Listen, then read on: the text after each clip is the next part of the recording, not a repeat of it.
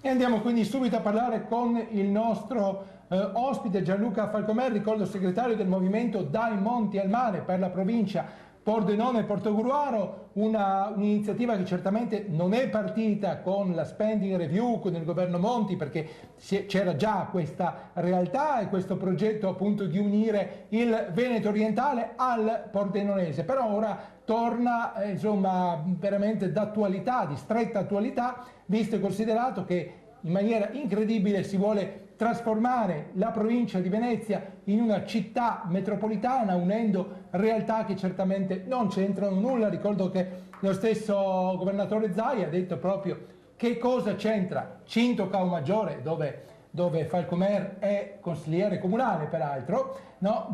Cosa c'entra Cinto Caomaggiore con Venezia? Ed allora cosa si può fare effettivamente per realizzare, per dare concretezza a questo progetto della provincia Pordenone e Portogruaro? Siamo di fronte a una scelta epocale. Qui siamo di fronte alla realizzazione dello scempio amministrativo per eccellenza, la città metropolitana estesa fino a San Michele al Tagliamento e a Chioggia, contro in realtà una prospettiva molto più lungimirante, più realistica e soprattutto voluta dalla popolazione, che è quella di aggregare il portoguarese al pordenonese. Quindi ecco, non solo Cinto, ma il portogruarese in generale, il portoguarese, mandamento esatto. Sì, in realtà noi questo progetto è molto più vecchio di me e anche di te, Paolo. Si parla già del 1947 si parla di creare un'unica provincia del Friuli occidentale.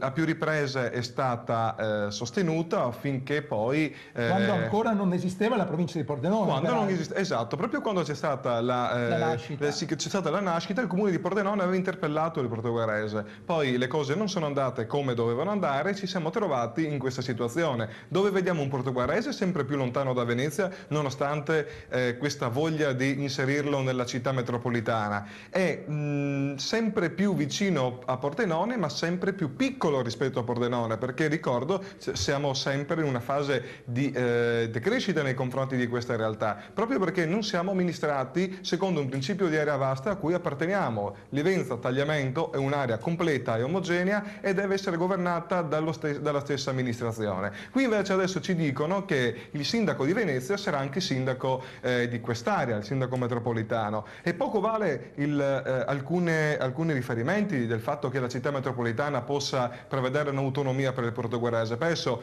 ci stanno prendendo in giro. Ci saranno 12 consiglieri nella città metropolitana e il portoguarese ne avrà solo uno. Quando si tratterà di votare il bilancio, quando si tratterà di votare alcune nomine, è chiaro che Venezia con 9 consiglieri metropolitani determinerà il bello e il cattivo tempo. Nemmeno associandoci con San Donà e Chioggia riusciremo a sostenere alcune idee, alcune proposte. Ricordo che addirittura queste tre aree, Chioggia, San Donà e Portogruaro, addirittura non vanno nemmeno d'accordo, quindi siamo periferici, siamo anche in una fase di disgregazione. Sicuramente non sapremo far squadra e sicuramente non potremo far nulla, perché Venezia la farà da padrone all'interno di questa città. Quindi non è un'altra cosa, chiudo. Il proselitismo dei metropolitanisti dicono che facendo questa città metropolitana arriveranno più risorse a questo territorio. Questa, permettimi, è una balla, perché in una fase di spending review, di tagli agli enti locali, vengono addirittura a raccontarci che ci danno più soldi. Non è vero, addirittura di più sicuramente no. Ecco, di più,